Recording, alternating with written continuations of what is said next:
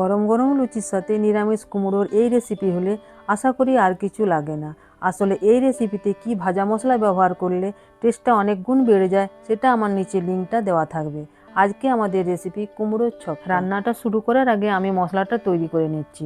আদা লঙ্কা বাটা, জিরে গুঁড়ো, হলুদ গুঁড়ো, কাশ্মীরি লঙ্কা গুঁড়ো, সামান্য হিং, জল যোগ করে পেস্ট বানিয়ে নেব।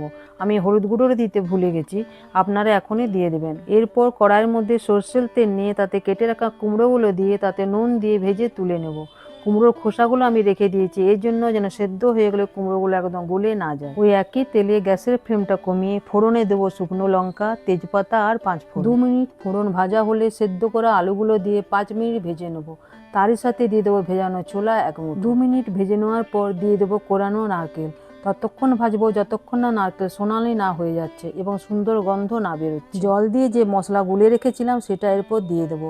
মশলার কাঁচা গন্ধ না চলে যাওয়া পর্যন্ত 5 থেকে 6 মিনিট ভেজে নেব। এরপর ভেজে রাখা কুমড়োগুলো দিয়ে দেবো।